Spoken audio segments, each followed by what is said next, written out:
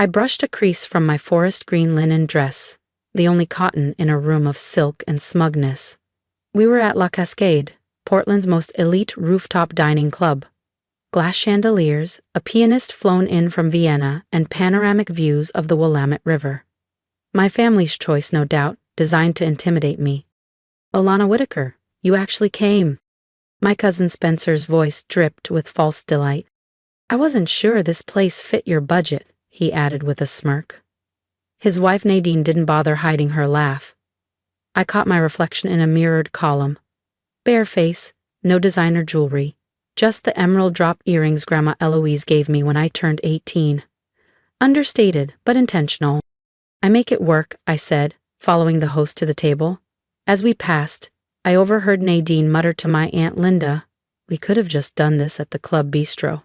Alana's not exactly flush. They didn't know I owned the holding company that acquired La Cascade last fall. At 38, I had spent the last 12 years building out West Wing Aero, an aerospace logistics firm spun from my master's thesis in UAV technology. The same thesis my family laughed at when I turned down a marketing role at Whitaker & Sloan, our family's consulting legacy in Seattle. Spencer had taken that path. Now executive partner. Always dressed like a magazine ad and always ready to drop humble brags about IPOs and pivot strategies. He once loaned me money to replace a laptop. Never let me forget it. So, Lana, Spencer grinned, swirling his wine. Still doing that little drone thing?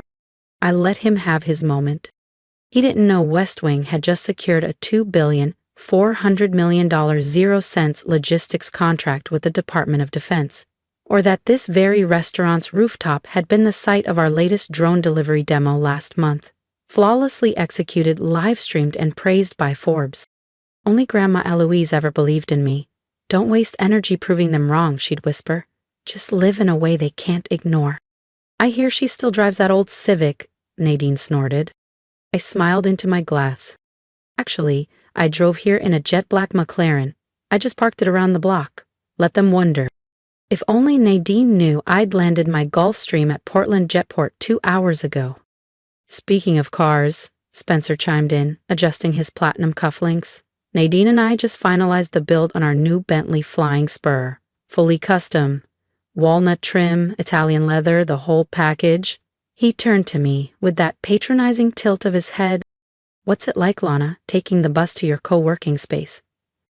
Great way to reduce emissions, I replied smoothly, thinking of the LEED-certified hangar West Wing Aero had just built as part of our new sustainability initiative in the Pacific Northwest. My Uncle Alan cleared his throat.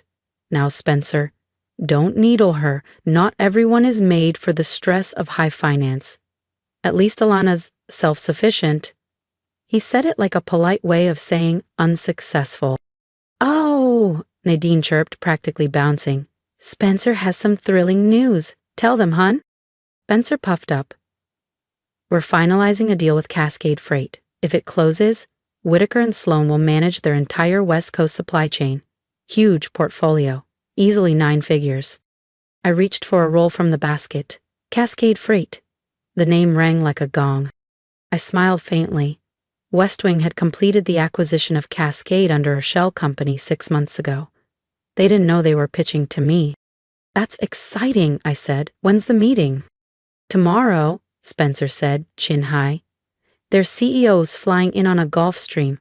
People who matter don't fly commercial. If only he knew I was that CEO. And I'd be reviewing their pitch from West Wing HQ with my legal team in real time. I hear the CEO's identity is totally confidential, Uncle Alan added. All very cloak and dagger. That's real influence, Spencer nodded. Quiet wealth. Real capital. Nadine flagged the waiter. Alana, there's a nice kale salad that's affordable. I'll do the chef's tasting menu, I said, perusing the wine pairings. A pause. The tasting menu was $560, 0 cents. Alana, Aunt Linda whispered, alarmed. That's steep. Don't worry, I said, folding my napkin neatly. I've been saving for this moment. Nadine's smile tightened. This isn't the time for theatrics, Alana. It's getting a little sad. I'm not performing, I said, meeting her eyes with deliberate calm. Spencer scoffed. What next? You secretly own a jet? Right on cue, his phone buzzed. He glanced at the screen, color drained from his face. Excuse me, he muttered, standing abruptly and heading for the lobby. His voice still carried. What do you mean the Cascade Freight CEO canceled? The meeting's in 12 hours. This is a billion-dollar deal. They can't just...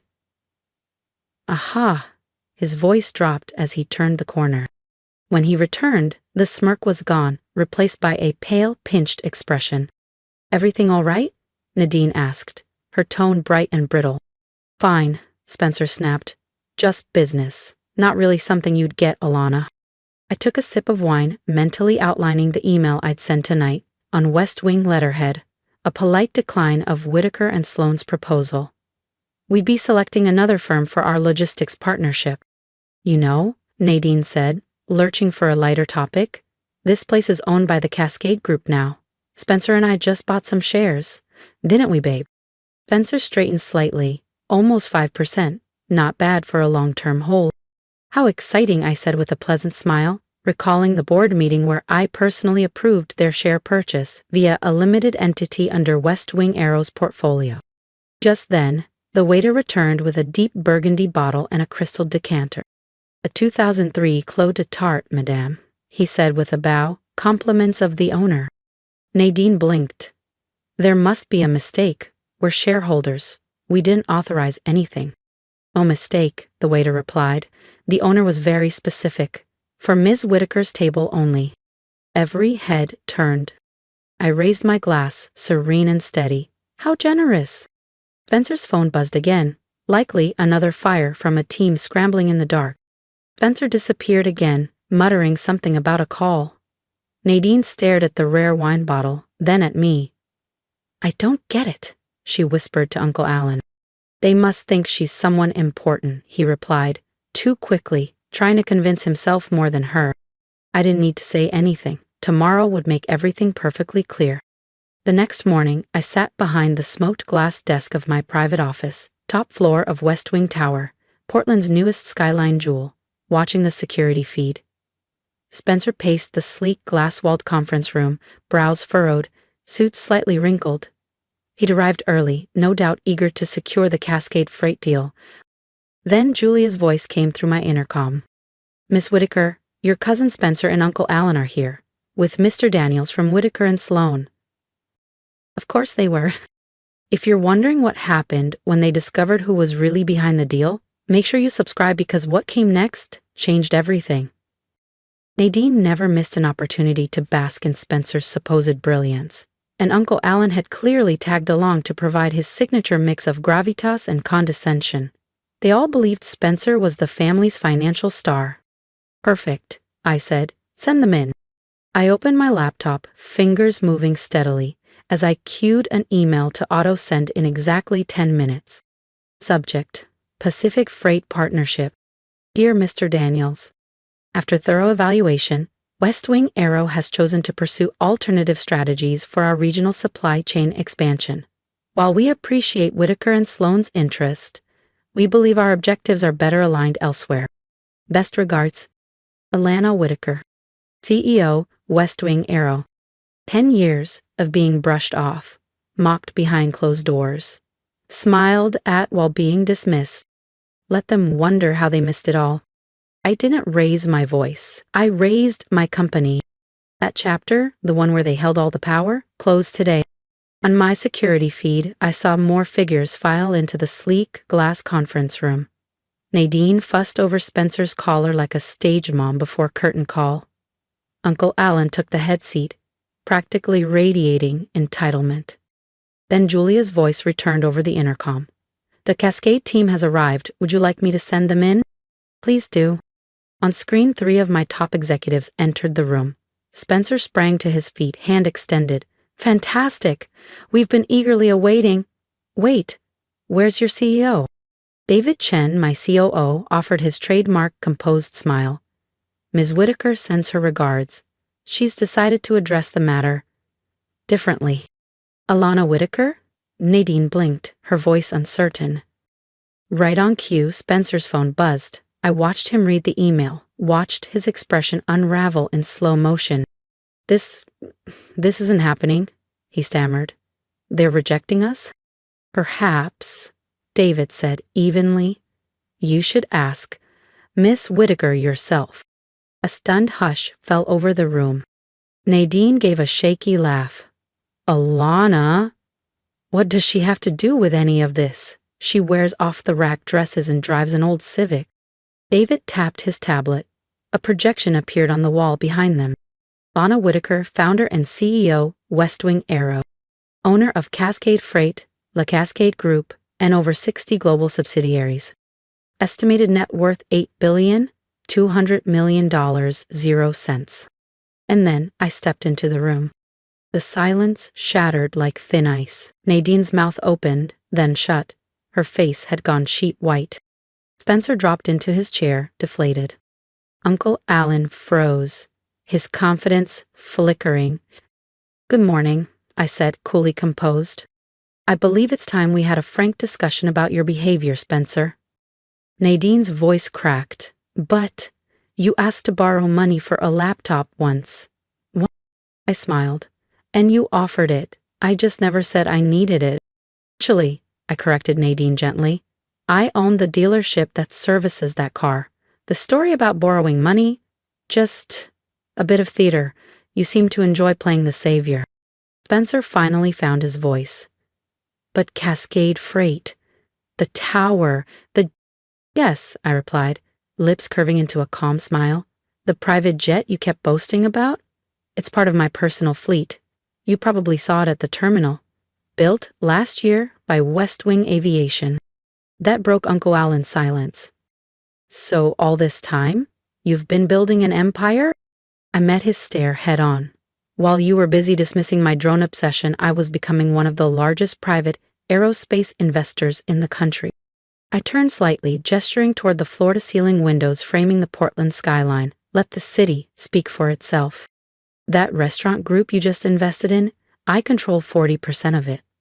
The tower where Whitaker and Sloan rents 3 floors, I bought it last spring. That jet company Spencer keeps pitching to, one arm of my vertical integration strategy.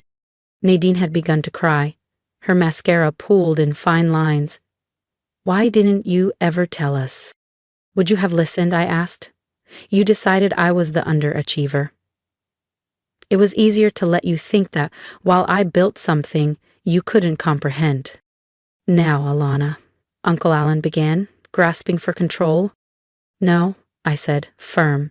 You don't get to rewrite history now, not after letting them humiliate me year after year. I picked up a folder from the table and slid it forward. Let's talk about Whitaker and Sloan. Spencer visibly tensed.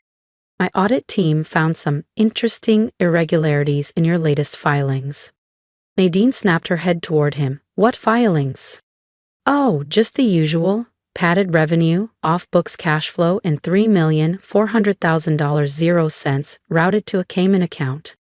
You've been investigating us? Uncle Alan blurted. Naturally. I vet every potential partner, I said coldly. David stepped forward and handed each of them a copy of the internal report. You'll find everything in the report, I said calmly, eyes on Spencer, including that Cayman transfer, Spencer. Nadine snatched her copy, her hands shaking. Spencer, what is she talking about? Her voice cracked with panic. But he didn't answer.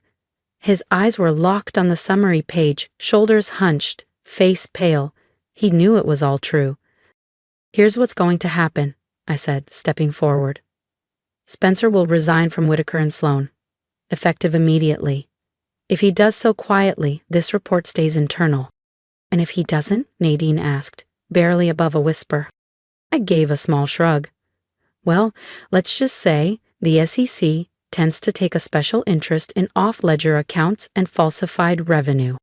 You have no right, Uncle Alan muttered, his voice brittle.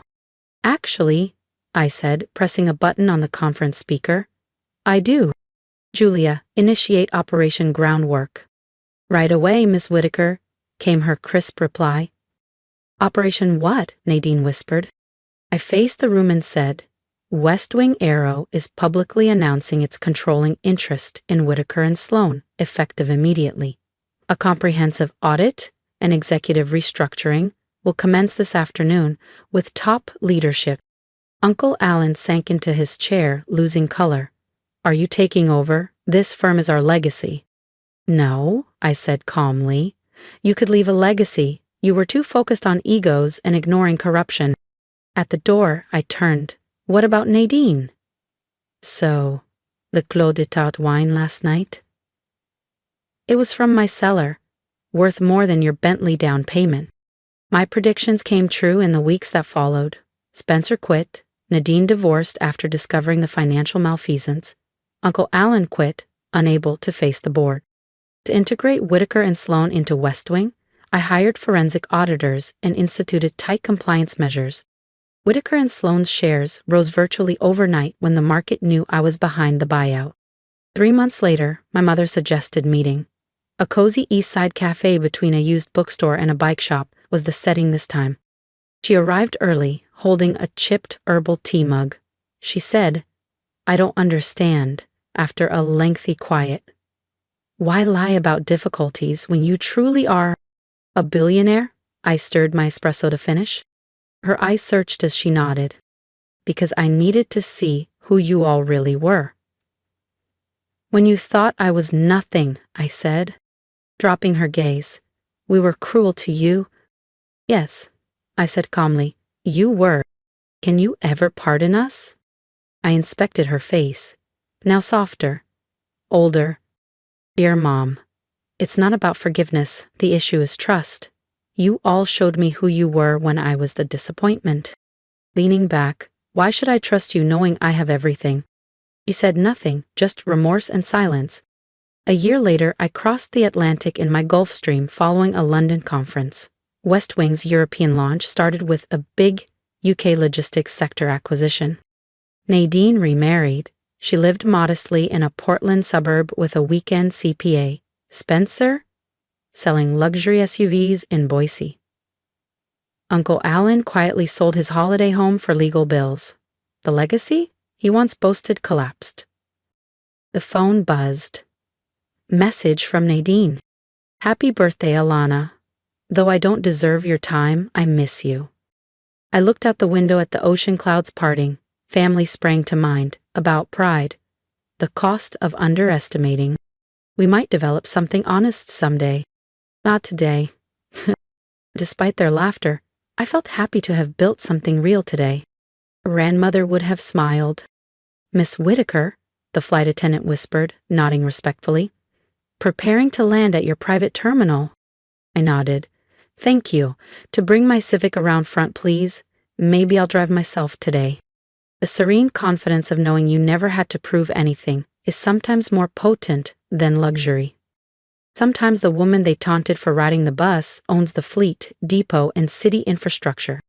Later that night, I unlocked my West Wing Tower office safe. Inside, I added Spencer's signed resignation letter. A La Cascade dinner receipt and a tattered envelope with Grandma Eloise's handwritten note were among the artifacts. Alana, let them underestimate you. Success is sharpest in silence. And she was right. The individuals who should have known me best talked over, ignored, and wrote me off for 10 years. But I didn't let that define me. I capitalized on every rejection. Ignored, underestimated, or left out of the narrative. This is your area. Comment below, discuss your journey. How are you rising? We're rewriting our tales and redefining power together. Quiet, focused, unapologetic. Subscribe if you value creating with intention, rising quietly, and standing firm when it matters. Your input matters. Remember, the world may dismiss your beginning, but not your ending. Sometimes quiet is louder than applause.